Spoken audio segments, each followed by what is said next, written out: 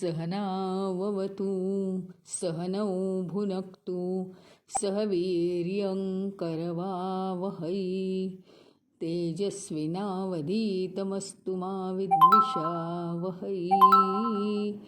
ॐ शान्ति शान्ति शान्तिः। अखण्डमण्डलाकारं व्याप्तं येन चराचरं तत्पदं दर्शितं येन तस्मै श्रीगुरवे नमः। अज्ञानतिमिरान्धस्य ज्ञानाञ्जनशलाकया चक्षुरुन्मीलितं येन तस्मै श्रीगुरवे नमः।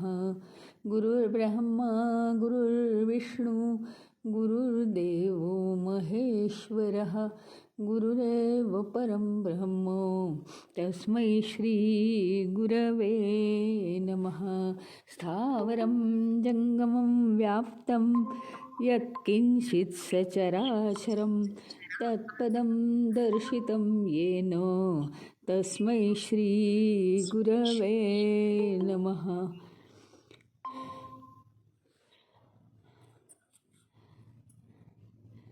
चिन्मयं व्यापि यत्सर्वं त्रैलोक्यं सचराचरं तत्पदं दर्शितं येन तस्मै श्रीगुरवे नमः। त्वमेव माता च पिता त्वमेव बन्धुश्च सखा त्वमेव विद्या द्रविणं त्वमेव सर्वं मम देवदेव त्वमेव सर्वं मम देवदेव।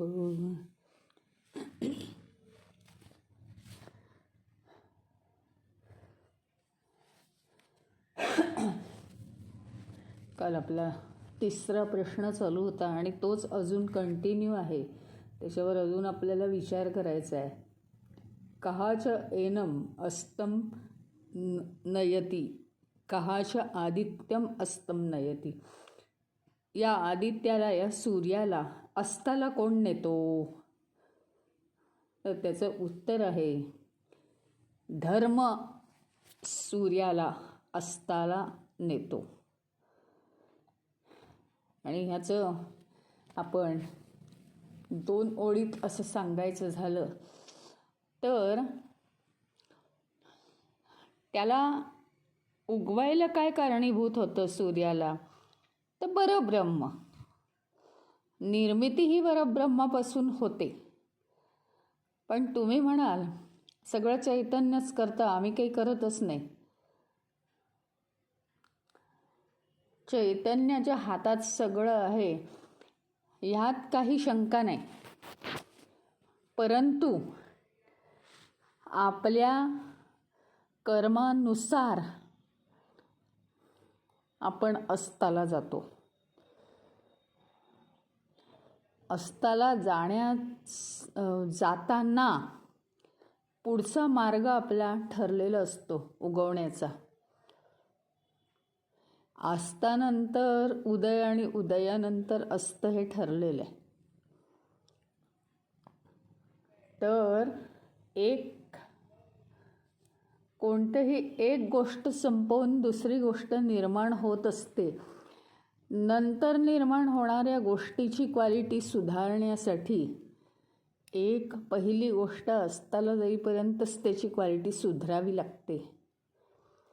त्यानुसार इथे उत्तर आहे सूर्याला अस्ताला कोण नेतं? तर धर्म अस्ताला नेतो. म्हणजे धर्म हा कारणीभूत होतो सूर्याला अस्ताला जायसाठी. हे सांकेतिक भाषा आहे. ही सांकेतिक भाषा आहे. याचं पुष्कळ विवरण आपण काल पाहिलं. आणि ह्याच्यामध्ये आपण बघितलं धर्म किती प्रकारचे आहेत. ते सगळ्या धर्मांचं आपण पालन केलं पाहिजे. आणि नुसतं उगवणं आणि नुसतं मावळणं हे नाही आहे. केवळ उगवणं केवळ मावळणं हे निरर्थक आहे. उगवणं आणि मावळणं यांच्यामधला जो काळ आहे तो काळ अशा रीतीने घालवायचा आहे की धर्मपूर्ण तिथे कामं झाली पाहिजेत. धर्मपूर्ण कार्यात मग्न असणं हेच अस्तानंतर होणाऱ्या उगवतीचं काय असेल, खरं कारण असेल, खरं निमित्त असेल, पोषक असेल, काहीही म्हणा. आता धर्म हे कोणकोणते आहेत पुन्हा एकदा रिमाइंडर द्यायचं आहे आपल्याला. सगळ्यात पहिला धर्म काय आहे माहिती का? की कालचक्राचं पालन करणं हा सगळ्यात पहिला धर्म आहे. कालचक्राचं पालन करणं म्हणजे काय हे आपण काल बघितलं. आम्हाला फक्तच म्हणजे कालचक्र ह्याचा अर्थ मुळात दिवस आणि रात्र. मुळात जर ते दिवस आणि रात्र आहे तर म्हणजेच उजेड आणि अंधार असं कालचक्र अधिष्ठित आहे. सूर्याच्या उगवण्या मावळण्यानुसार उजेड आणि अंधार असं कालचक्र अधिष्ठित आहे. दैनंदिन कालचक्र जर हेच आहे तर उजेड हे कशाचं प्रतीक आहे आणि अंधार हे कशाचं प्रतीक आहे?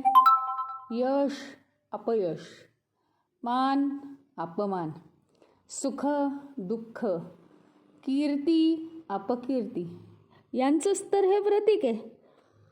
त्याच्यामुळे जर ह्यांचंच प्रतीक आहे तर हे जे कालचक्र आहे प्रकाश आणि अंधार हे जे कालचक्र आहे ह्या कालचक्राचं आपण पालन केलंच पाहिजे. त्याच्या विरुद्ध जाऊन आपण हे मागू शकत नाही की आम्हाला उजेडच उजेड पाहिजे, आम्हाला सुखच सुख पाहिजे, आम्हाला मानच मान पाहिजे, आम्हाला यशच यश पाहिजे असं आपण म्हणू शकत नाही. याला म्हणतात कालचक्राचं पालन करणं. आणि हे कालचक्राचं पालन करणं हा धर्म आहे आपला. त्याच्यानंतर आपल्या कर्मामध्ये सातत्य राखणं, आपल्या कर्मामध्ये सातत्य राखणं हा आपला धर्म आहे. सातत्य राखणं म्हणजे कसं? कालचक्राचं पालन करून आपल्या धर्मामध्ये सातत्य राखणं. म्हणजे सुख असो दुःख असो तरी आम्ही कर्म ही व्यवस्थित करतच राहणार. कोणतीही आता मी जरा दुःखात होते म्हणून हे कर्म चांगलं झालं नाही, हा ईश्वराधिष्ठित कर्मसिद्धांताचा अन्याय केलेला आहे आपण असंच समजावं लागेल. कारण हे सगळं ईश्वराने निर्माण केलं आणि ते सगळं व्यवस्थितच आपल्याकडून कार्य केलं गेलं पाहिजे. मग भलेही कितीही काळे ढग सूर्यासमोर आले, मला एक सांगा, कितीही काळे ढग सूर्यासमोर आले आणि त्यांनी बदा बदा बदा बदा जरी पाऊस पडला तरी दिवसाचा काय अंधार होतो का? नुसतंच थोड्या वेळ आभाळ येतं आणि ते निघून जातं. सूर्य आपली शक्ती तशीच कायम ठेवणे आणि जेव्हा व्हायचं तेव्हाच अंधार होतोय. म्हणजे काय की प्रसंग कितीही येऊ देत पण कालचक्राचं आपण पालन करण्यासाठी अतिशय धैर्याने साहसाने उभं असलं पाहिजे. कशाचाही परिणाम होता कामा नये. खूप आनंदात आहे म्हणून नियतकर्माकडे लक्ष राहिलं नाही किंवा खूप दुःखात आहे म्हणून ते नियतकर्म चांगलं करावंसं वाटलं नाही असं चालणार नाही. कालचक्राचं पालन करता करता आपल्या नियतकर्मामध्ये आपलं सातत्य पाहिजे, त्याच्यात खंड पडता कामा नये. हा त्याला जोडून असलेला दुसरा धर्म आहे. नियत कर्म कोणतंही येऊ दे, कितीही कठीण येऊ दे. आपण कालच बघितलं की आपण नुसतं तळपत राहिलं पाहिजे, प्रकाशात राहिलं पाहिजे. हां, स्वतः सूर्य किती तळपतो, उष्णता, दुसऱ्याला उष्णता देण्यासाठी त्याला आधी उष्णता निर्माण करावीच लागते ना स्वतःमध्ये. उष्णतेचं स्वरूपच आहे तो. तशी ही कर्म काय आहेत ती आपलीच आहेत ना, आपल्या वासनांमधून आलेली. काही कर्म सरळ असतील, पण काही कर्म त्रास देणारी असतील ना, म्हणजे सरळ सरळ न होणारी असतील, तर त्याच्यासाठी त्रास हा आहेच. मग त्यासाठी आपण कंप्लेंट नाही करू शकत. तर ही नियत कर्म अत्यंत नेटकेपणे आणि आमच्या अंगामध्ये धैर्य राहून साहसाने ती आम्ही पार पाडायची आहेत. जीवन हे फक्त तळपण्यासाठीच असतं.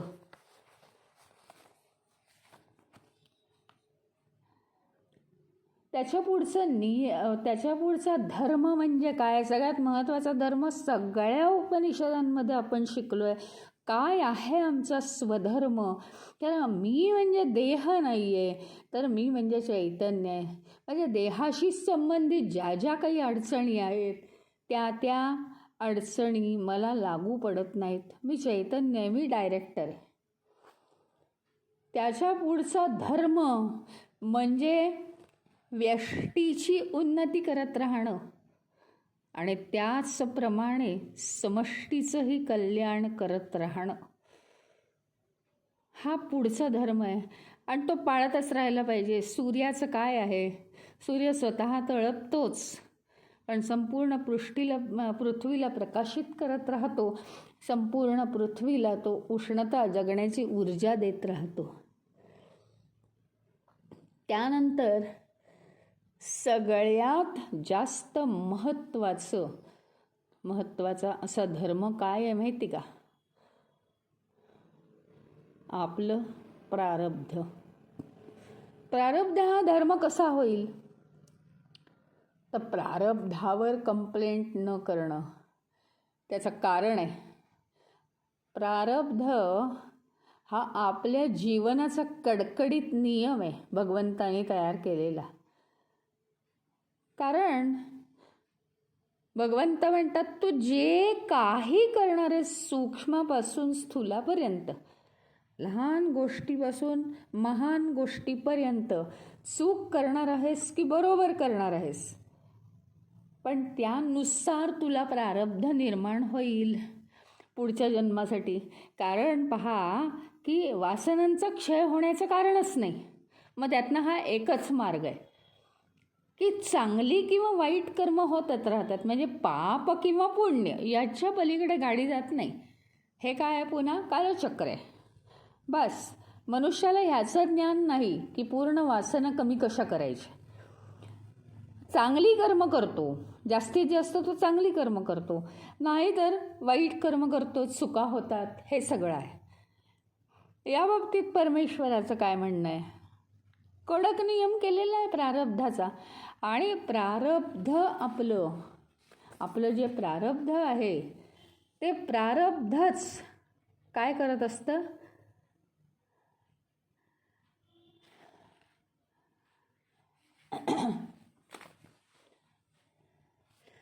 प्रारब्धच आपल्याला हे करून देतं, बंधन करतं आपल्या जीवनात. आणि प्रारब्ध म्हणजे आपला जन्मापासून मृत्यूपर्यंतचा मार्ग. मग त्याच्यात गतजन्मांचं असेल, या जन्माचं असेल, सगळं असेल. पण त्यानुसारच आपली तारीख ठरवली जाते. आणि म्हणून मृत्यूपर्यंतचा मार्ग जो आहे तिथपर्यंत हे प्रारब्धाचा नियम चालतो. आणि प्रारब्धाचं पालन करणं, कोणतीही कंप्लेंट न करता, हे काय आहे? धर्म आहे.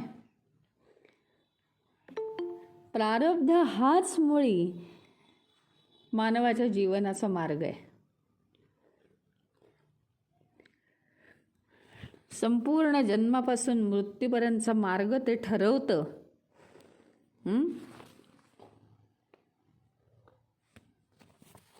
आणि म्हणून आपल्याला कसलं भान मग असलं पाहिजे?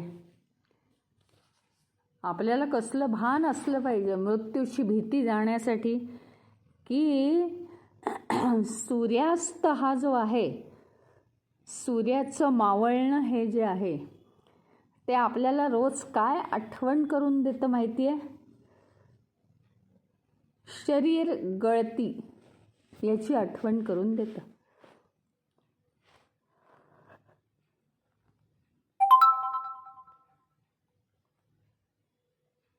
म्हणजे काय? शरीर गळती म्हणजे काय? आपण मुक्त होत नाही, पण शरीर गळती आहे म्हणजे काय? हा देह सोडून आपण बंधनातच आहोत. अंडर प्रारब्ध आपण बंधनातच आहोत. पण हा देह सोडून आपण दुसऱ्या देहात प्रवेश करणार आहोत. म्हणजे जन्ममृत्यूच्या चक्रात आहोत आपण. उगवणं आणि मावळणं आहे आपल्याला. ही आपल्याला जाणीव होते सूर्यास्तामुळे. आणि म्हणून आपण त्या याची प्रारब्धाची कंप्लेंट कधीही करू शकत नाही. अरे मी तर एवढा चांगला वागतो आणि मग असं का होतं माझ्या जीवनात? ते आत्ताचं काही नाहीच आहे ना, ठरलेलं आहे, अपडेट झालेलं आहे ऑलरेडी. आता त्याच्यात काही होणार नाही आहे परत. त्याला म्हणायचं प्रारब्ध. आरब्ध. आरब्ध म्हणजे आरंभ. या जीवनाला आरंभ होण्यापूर्वीच म्हणजे प्रकर्षाने ठरलेलं जे आहे त्याला म्हणायचं प्रारब्ध. त्याच्यामुळे त्यात काही बदल होत नसतो.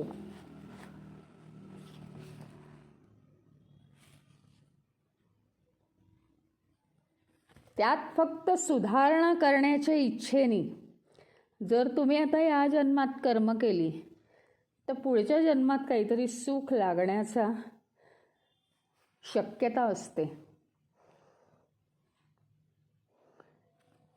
आता खरं तर म्हणजे हाच प्रश्न आपला अजून चाललेला आहे तिसरा.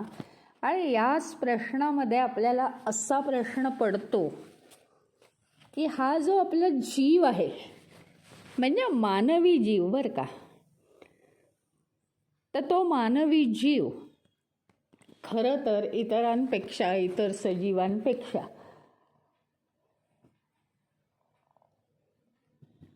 मुक्तीसाठी योग्य आहे. इतर सजीवांपेक्षा तो जीव मुक्तीसाठी योग्य आहे. मग तरी सुद्धा या जीवाला उगवणं आणि मावळणं का आहे? का करावं लागते त्याला असं? हे बाकीच्या प्राण्यांना मुक्ती घेता येते का? नाही. म्हणजे काय? या जीवानी जर आत्ता चांगली कर्म केली, सत्कर्म केली, समाजाचं कल्याण केलं, समष्टी कर्म केली उत्तम, तरी त्याला मुक्ती नाही. असं का? उगवणं मावळणं चालूच आहे, असं का? आणि तसंही आहे. आणि दुसरं कारण महत्त्वाचं की इतर सर्व जीवांपेक्षा, इतर सर्व जीवांचा विचार करता त्या तुलनेने मानवाचा हा जो जीव आहे त्याला काय आहे? मुक्ती करता येऊ शकते. स्वतःची मुक्ती मिळवण्यासाठी तो योग्य आहे मानवी जीव. मग त्याला मुक्ती का नाही?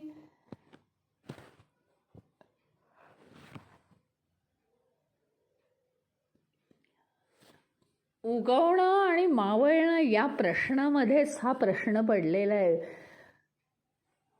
की का मग मुक्ती नाही, का उगवणं आणि का मावळणं चालूच आहे मानवाचं.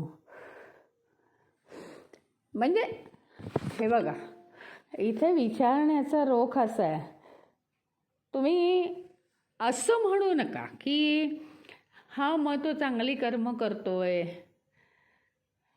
मग त्याच्या काय वासना आहेत. ही जुनी उत्तरं नको आहेत. तो पात्र आहे मुक्ती मिळवायला, ह्याचा अर्थच तो पूर्ण तयार आहे. पूर्ण तयार आहे म्हणजे सगळे धर्म त्याचे पाळून झाले आहेत आणि तो पूर्णपणे तयार आहे, ज्ञान प्राप्त केलेलं आहे. पण तरी त्याला मुक्ती का नाही मिळत? थोडाफार अनुभव पण येतोय, जाणीव तत्वाचा, मग त्याला मुक्ती का नाही मिळत? एखाद्यालाच मुक्ती का मिळते? तर त्याचं एक सगळ्यात महत्त्वाचं कारण म्हणजे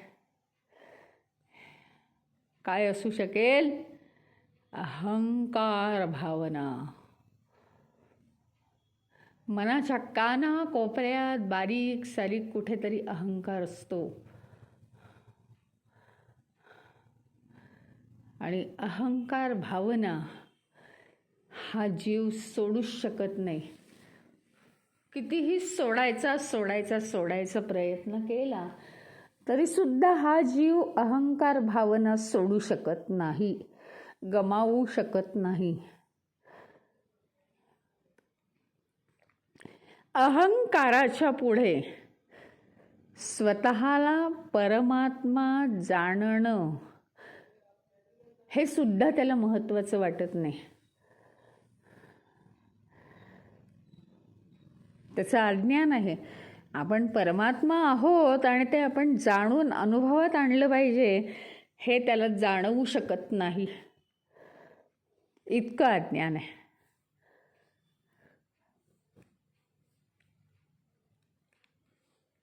त्यामुळे मानवाचा जीव हा मुक्तीसाठी जरी योग्य जरी असला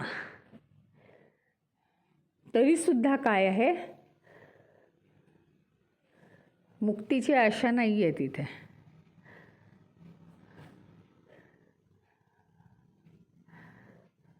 मग आता असा प्रश्न पडतो आपल्याला की हा जीवभाव म्हणजे अहंकार केव्हा मग गळून पडेल, केव्हा गमावला जाईल?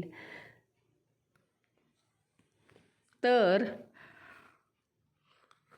आपण जर ज्ञानमार्गाने गेलो, उपासना केली, स्वधर्म पाळला, म्हणजे काय?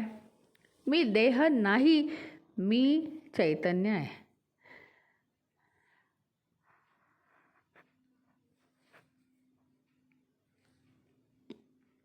हे सगळं जर केलं आणि जीवाचं परम कर्तव्य काय आहे तर आपला जीवभाव गमावणे म्हणजे अहंकार गमावणे, हे जर केलं तर काय होईल? ज्ञान आणि उपासना यांनी धर्माचं पालन होईल ना.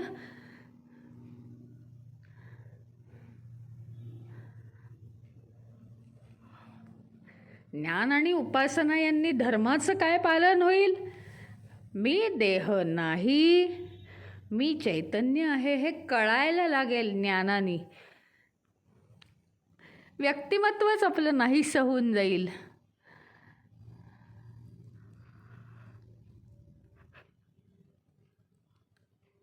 मी म्हणजे कोणीतरी आहे वेगळा, हे व्यक्तिरूप भावना जर नाहीशी झाली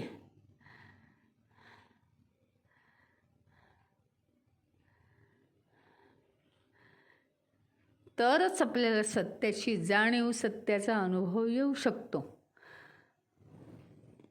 आणि मग आपल्याला जन्ममृत्यूपासून मुक्ती मिळवता येते.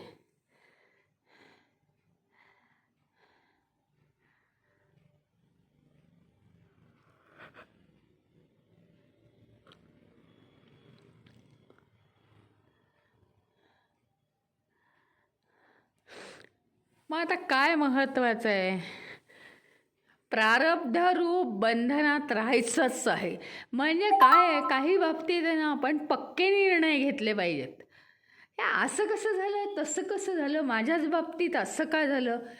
काय होतं, आपण खऱ्या रूपापेक्षा खूप लांब जातो.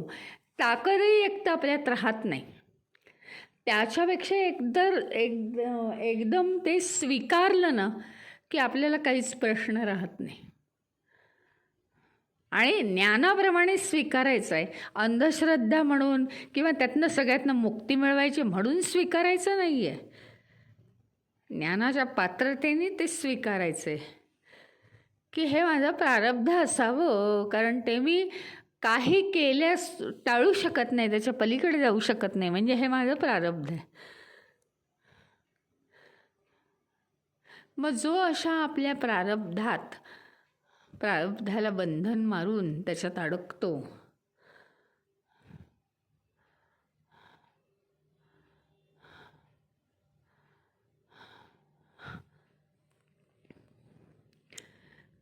तेव्हाच आपल्याला सगळं करता येतं. प्रारब्धाला बंधन मानूनच वागलं पाहिजे, हेच आपलं धर्मपालन आहे.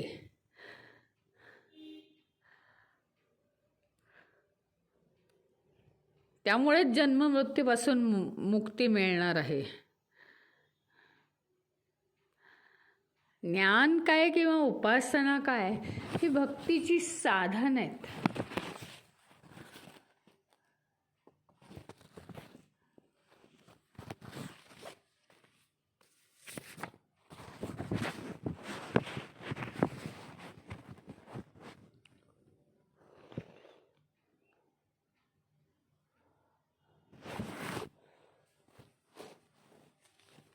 त्याच्यामुळे धर्मपालन जर केलं तर काय होतं, तर आपलं मावळणं जे आहे ते सार्थकी लागतं आणि पुढे येणाऱ्या उगवतीसाठी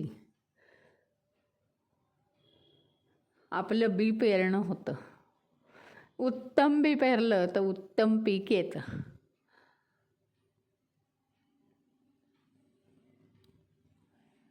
कारण उगवणं आणि मावळणं टाळू शकत नाही.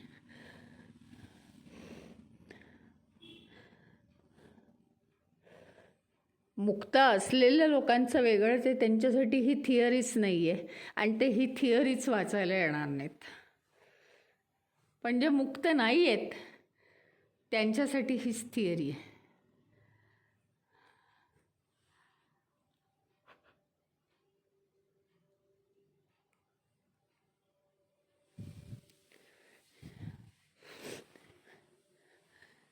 उगवणं हे जरी आपल्या हातात नाही तरी उगवणं आणि मावळण्यावर चर्चा करणं हे जरी आपल्या हातात असलं तरी ती करायची नाही आहे.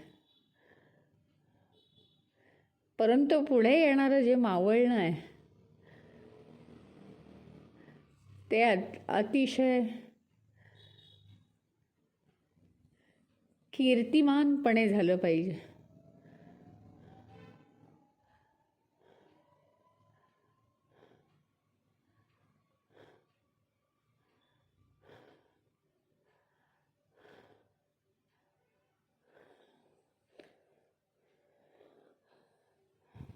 आणि म्हणून आपलं जे मावळणं आहे ते मावळणं आपल्या धर्माचरणावर अवलंबून आहे.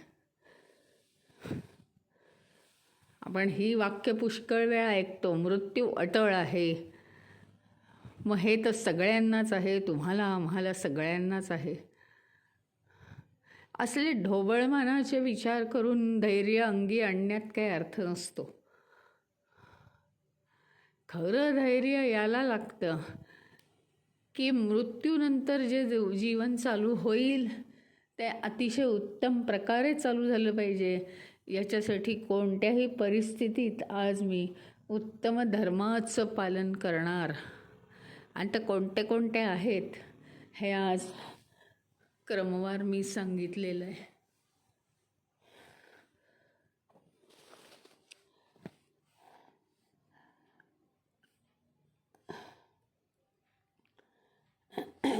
आता ज्ञानामध्ये अत्यंत मोलाची भर घालणारा प्रश्न आला आहे पुढे, 4था प्रश्न, या श्लोकाचा शेवटचा प्रश्न.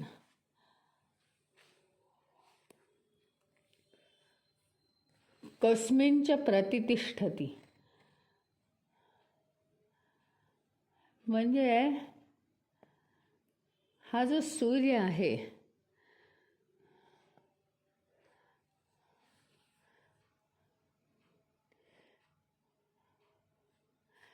हा सूर्य कशामध्ये घट्ट अडकून बसतो?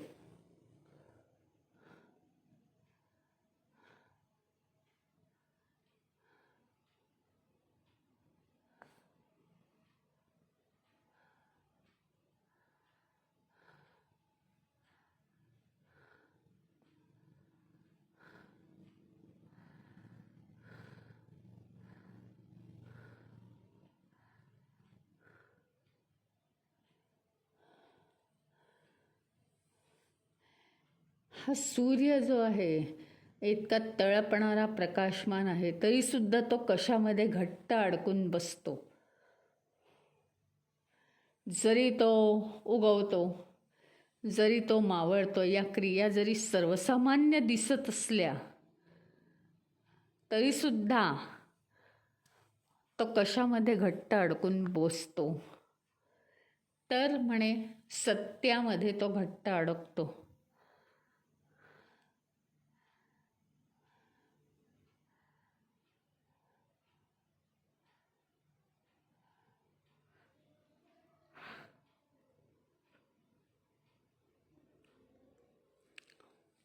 तर सूर्य सत्यामध्ये स्थित असतो.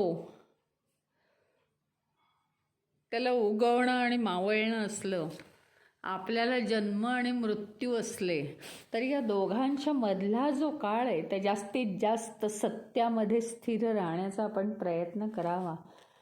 जे सत्य शाश्वत आहे, अपरिवर्तित आहे.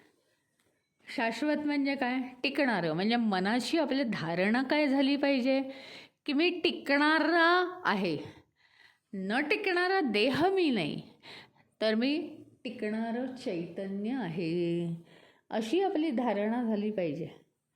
आणि दुसरं गुणधर्म काय? अपरावर्तित, अपरिवर्तनशील. अपरिवर्तनशील म्हणजे काय? त्याच्यात बदल होत नाही. मग विश्वामध्ये कितीही बदल होऊ दे, माझ्यामध्ये बदल होत नाहीत.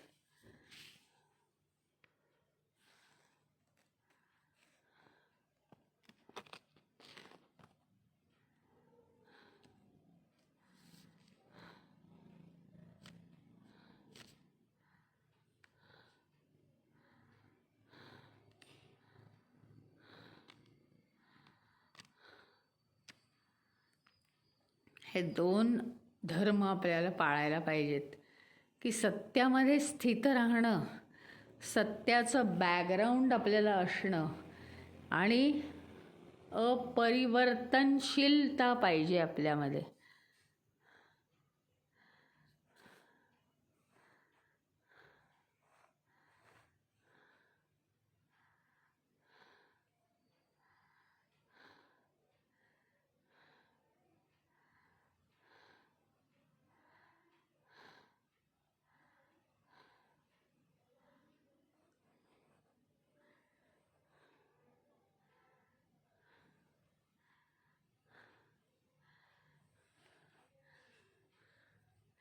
अपरिवर्तित राहणं म्हणजे जीवनामध्ये सगळ्या सुखद आणि दुःखद घटना आल्या तरीसुद्धा अपरिवर्तनशीलता हवी.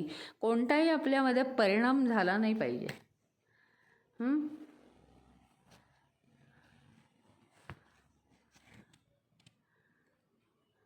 आणि आपलं जे उगमस्थान आहे, उगमस्थान काय आहे? उगवतीचं स्थान काय आहे? परब्रह्म ना. त्या उगमस्थानामध्ये आपण काय झालं पाहिजे? स्थित झालं पाहिजे.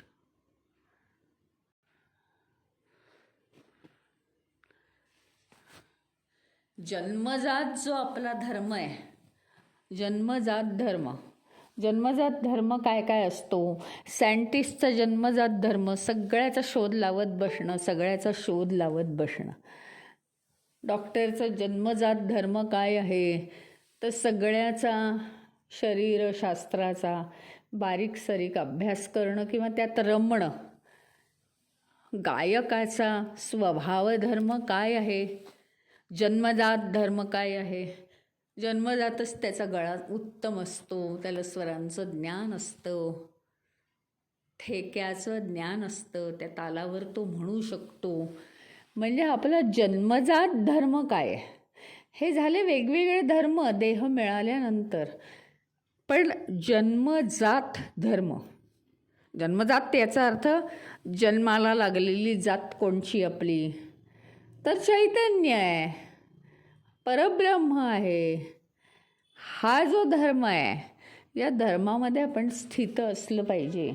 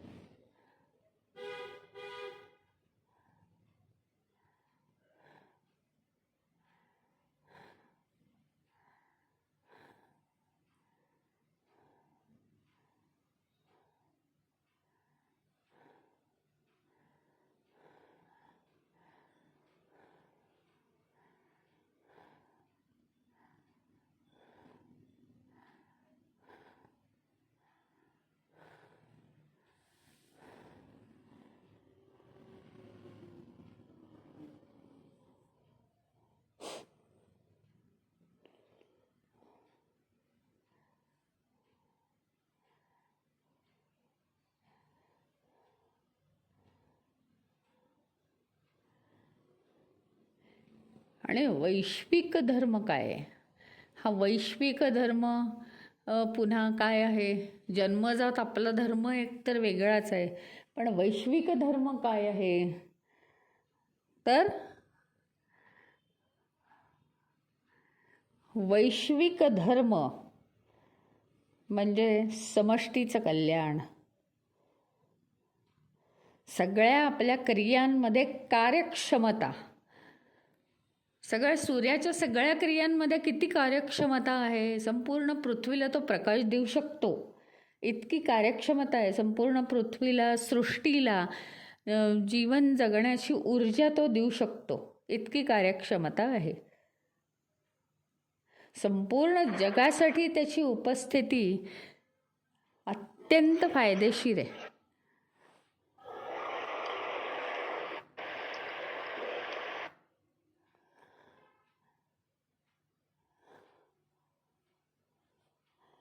संपूर्ण जगासाठी त्याची उपस्थिती फायदेशीर आहे.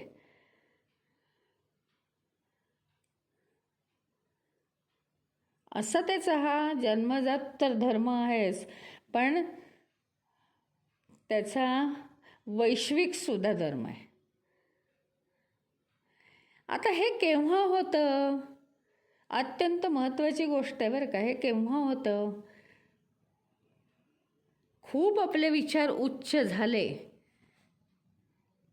खूप उच्च विचारांमध्ये, उच्च तत्वांमध्ये, उच्च प्रिन्सिपल्समध्ये, उच्च विचारांमध्ये आपण जेव्हा जेव्हा स्थापित होतो, तेव्हा आपलं आणि इतरांचं जीवन अर्थपूर्ण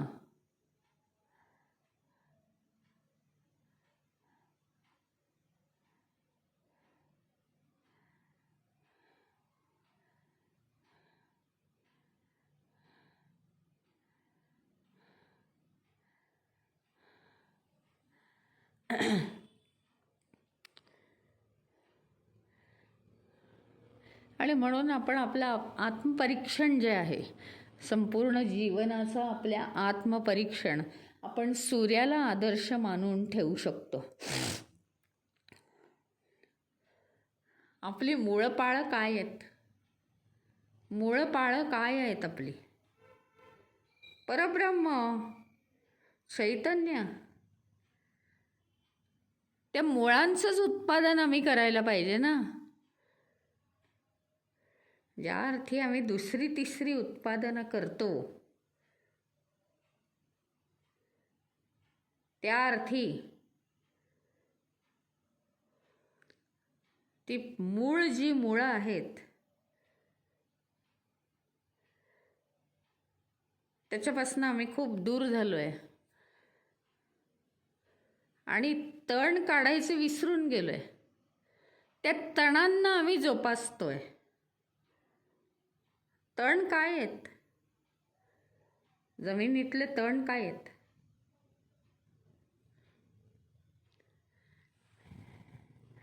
या विश्वामध्ये असलेला मोह माया हे आमचे तण आहेत ना, वासना.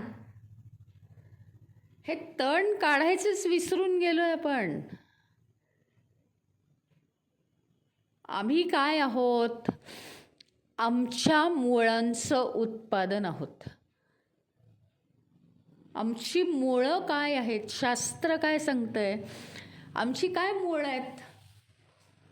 आमचं मूळ म्हणजे आमचं मूळ म्हणजे चैतन्य, आमचं मूळ म्हणजे परब्रह्म.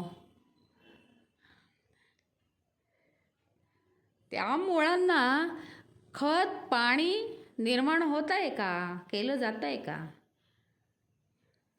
का तणांनाच मूळ समजून तणांची जोपासना करतोय आणि आमची जी मूळ असलेली मुळं आहेत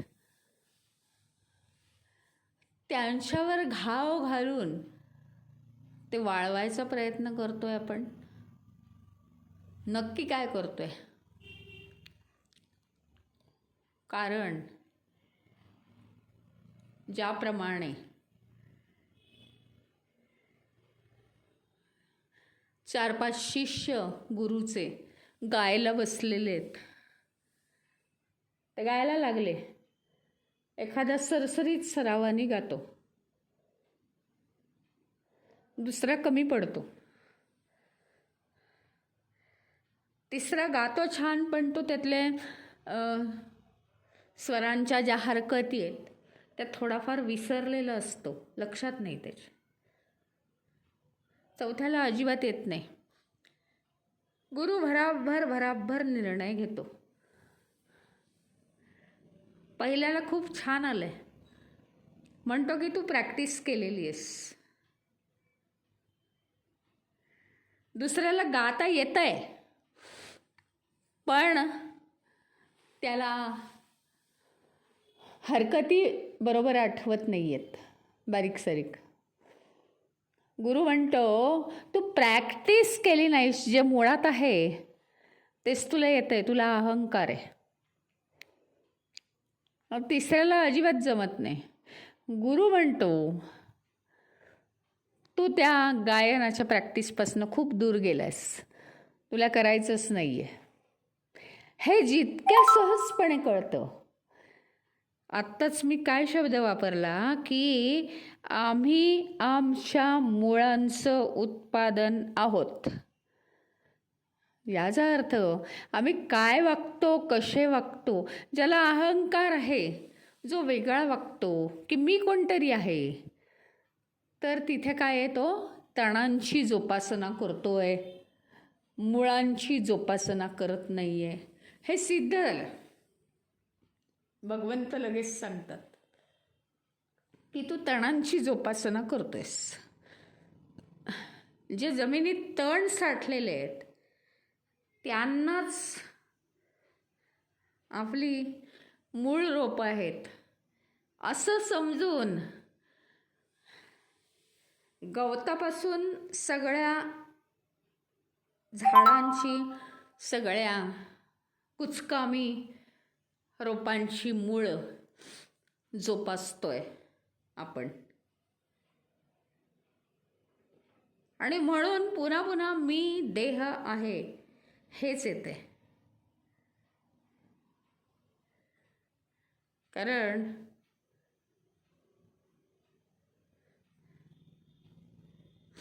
देह या तणाची जोपासना करतोय आपण.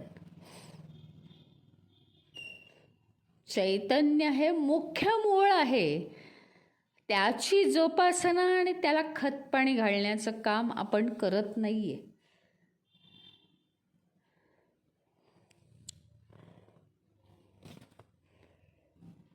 म्हणून आपलं आत्मपरीक्षण आपण केलं पाहिजे.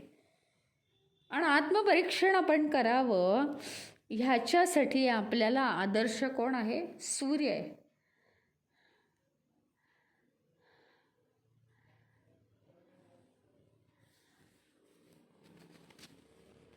सूर्य हाच आपला आदर्श आहे.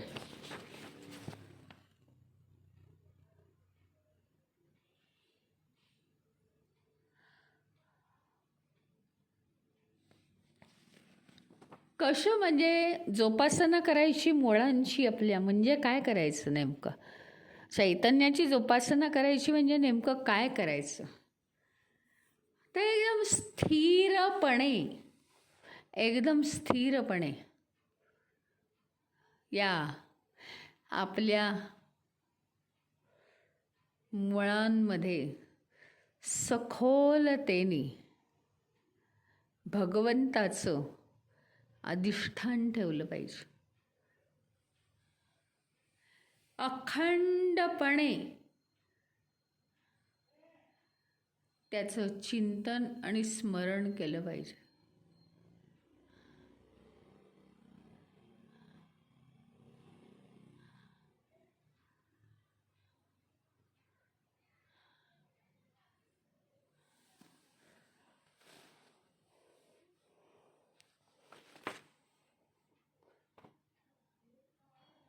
आणि अशा स्थिर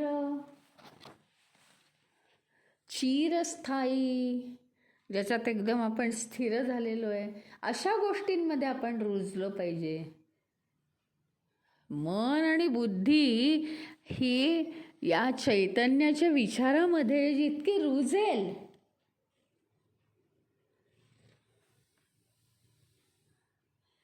तेव्हा कुठे आपली वाणी, आपलं वागणं यांना उत्तम अंकुर फुटतील.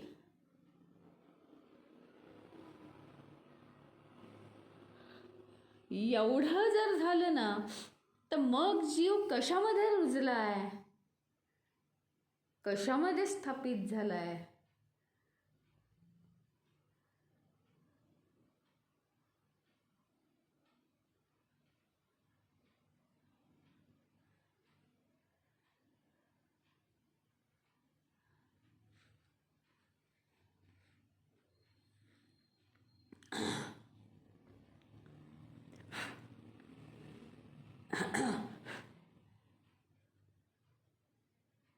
मायेमध्ये जो जीव दृढपणे रुजला होता, तो आता आपण कशामध्ये रुजवला पाहिजे? त्याला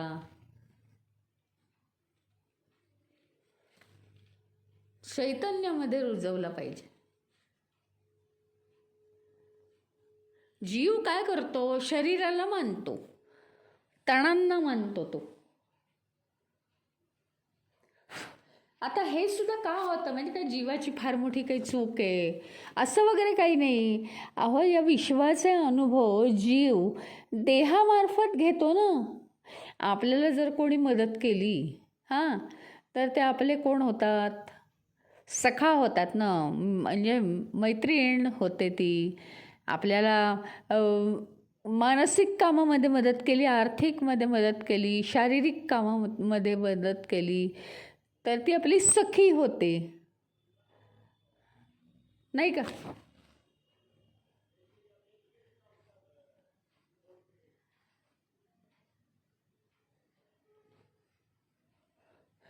तर काय होतं? अनुभव आपण कशाने घेतो? मला सांगण्याचा उद्देश काय आहे? आपण अनुभव कशाने घेतो, कशाच्याद्वारे? आपल्याला कोणी मदत केली तर आपण त्याला मैत्रीण म्हणतो, हो की नाही? तू आता आजपासून माझी मैत्रीण झालीस, माझ्या विचारांच्या तू खूप जवळ आलीस. आपल्यासाठी सगळ्यात जास्त कार्य कोण करतं? देह करतोय जन्मभर. त्या देहामुळेच तर आपण फुलून गेलो आहोत. मग देह आपला सखा झाला की नाही? देहाद्वारेच तर मुळे या विश्वाचे अनुभव आपण करतो आहोत ना. देहाद्वारेच करतो आहोत अनुभव. मग देह काय झाला? आपला सखा झाला. म्हणजे आपल्याला पाहिजे तो जगातला अनुभव या देहाद्वारे. कारण देहामध्ये इंद्रिय आहेत, देहामध्ये मन आहे, देहामध्ये बुद्धी आहे. अजून काय पाहिजे? आणि देहामध्ये अहंकारसुद्धा आहे. मी मिळवीन, असं करीन, तसं करीन, मी श्रेष्ठ. हां, मग ते काही तो जाणून बुजून नाही करत. हा जीव आहे ते जाणून बुजून करत नाही. तर आपल्याला सगळ्यात मदतीला कोण येणारं आहे या सृष्टीचे अनुभव घेण्यासाठी? तर परब्रह्म. मग परब्रह्म जर महत्त्वाचं आहे तर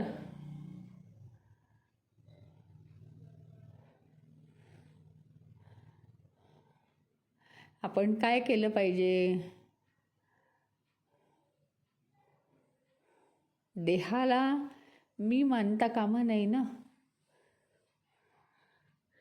सृष्टीचे अनुभव जरी देहाच्या साह्याने आपण घेत असलो तरी आपलं खरं स्वरूप परब्रह्म आहे. म्हणून आपण देहाला न मानता मी म्हणजे आत्मस्वरूप आहे असंच मानलं पाहिजे.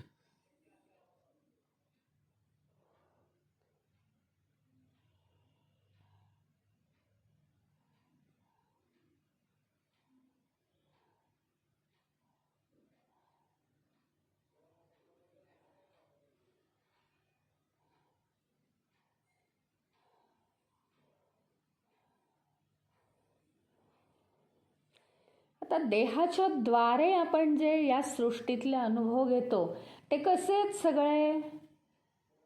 खरे जरी वाटत असले ते, कारण देहाद्वारे घेतो म्हणून खरे वाटतात, ते सापेक्ष आहेत. म्हणजे कशाशी तरी संबंधित. हे असं आहे म्हणून ते तसं आहे.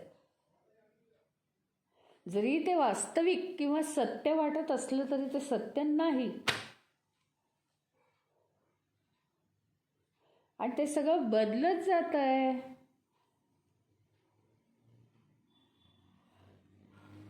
क्षणिक परिणाम मिळतोय त्यांनी.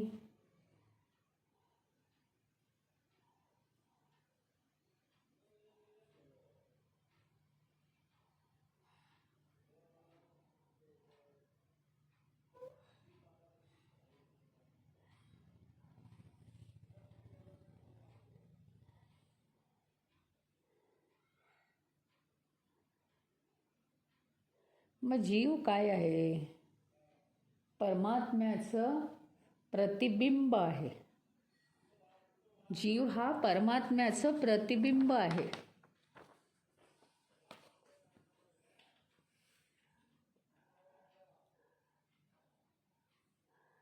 पण त्याला वस्तुस्थितीचं अज्ञान आहे न जीवाला. वस्तुस्थिती काय? की मी चैतन्य आहे. जीवाला वाटतं माझ्याद्वारे हा अनुभव घेतो म्हणून मला हा खूप श्रेष्ठ म्हणतो. पण तसं नाही आहे ना ते. आपलं मूळ स्वरूप काय आहे? आपलं मूळ स्वरूप चैतन्यच आहे.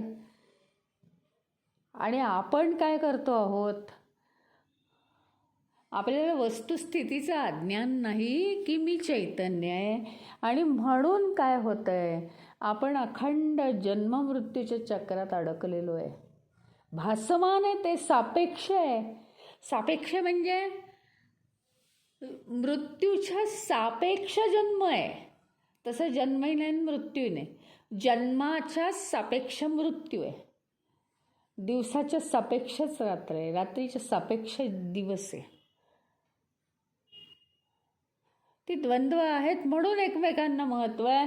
द्वंद्व नसतील आणि नाही मानली तर एकेकाला काहीच महत्त्व नाही आहे. मग ते नाहीच आहे. ते सगळं असत्यच आहे.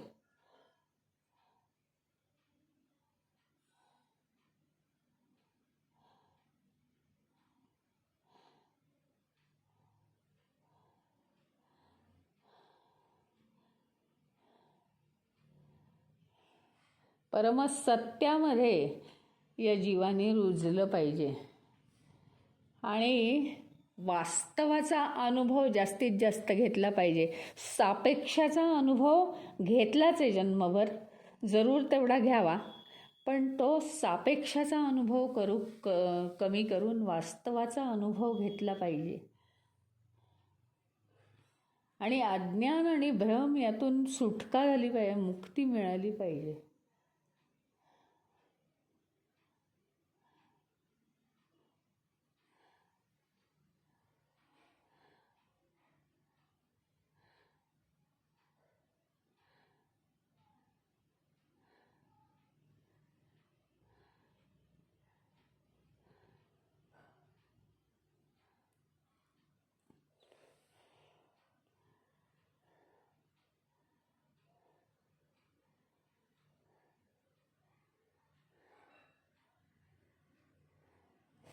जगामध्ये तर जबाबदारीने कार्य करायचंच आहे, पण तरीसुद्धा आत्मस्वरूपात स्थिर राहून ते कार्य करायचं आहे आपल्याला.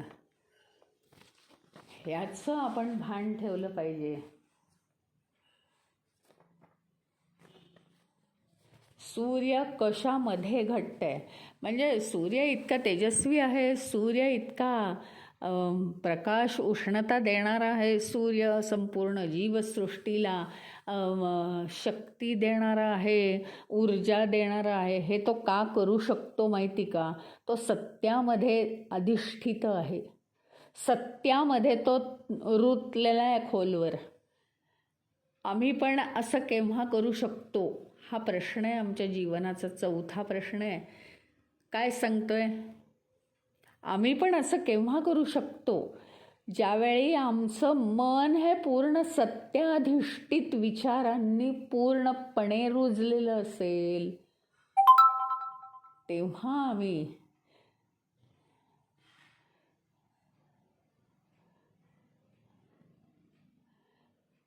मुक्ती मिळवू शकतो. तेव्हा आम्ही इतरांना ऊर्जा देऊ शकतो. आधी आम्हीच पाहिजे सत्यामध्ये रुजलेलो. अतिशय महत्त्वाचा श्लोक हा सुद्धा. कशामध्ये सूर्य घट्टपणे रुजलेला आहे आणि म्हणून तो हे एवढं मोठं कार्य करू शकतो की सहजपणे उगवल्यानंतर मावळण्याचा विचार करून त्यातनं माघारसुद्धा घेणं, शिवाय माघार घ्यायची तरीसुद्धा पुन्हा उगवणं आणि पुन्हा माघार घेणं, यांचं सातत्य राखणं, कालचक्राचं भान राखणं, हे सगळं तो का करू शकतो याचं कारण म्हणजे चौथा प्रश्न. तो कशामध्ये रुजलेला आहे? देहाच्या इतक्या हलका विचारांमध्ये आपण जर रुजलो तर ते होईल का बरोबर? आपल्या मुळांचेच आपण कोण आहोत? उत्पादन आहोत. म्हणजे मी चांगलं, मी वाईट कसं वागत असेन, हे लोक जसं म्हणतात तसं मी स्वतःला चांगलाच म्हणणार आहे ना, मी कधीच स्वतःला वाईट म्हणणार नाही. हा लोक जसं म्हणतात तसं, हे कशावर अवलंबून आहे? माझ्या मुळांचंच मी उत्पादन आहे. संपला प्रश्न. माझी मुळं काय आहेत? कोणत्या मुळांना मी रुजवतोय? सत्याच्या मुळांना मी रुजवलं तर ते श्रेष्ठ आहे. आणि जे सतत परिवर्तित होत आहे अशा मुळांना रुजवलं तर ते निकृष्ट आहे.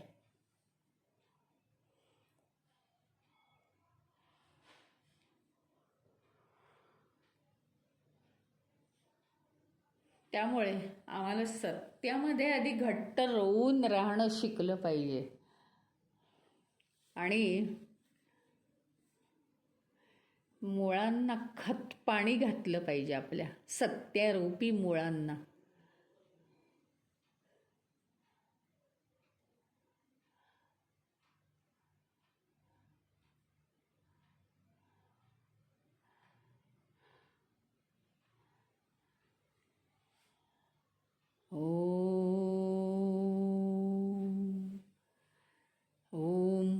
पूर्णमदः पूर्णमिदं पूर्णात् पूर्णमुदच्यते पूर्णस्य पूर्णमादाय पूर्णमेवावशिष्यते. ओम शांती शांती शांती. हरि ओम. श्री गुरुभ्यो नमः. हरि ओम.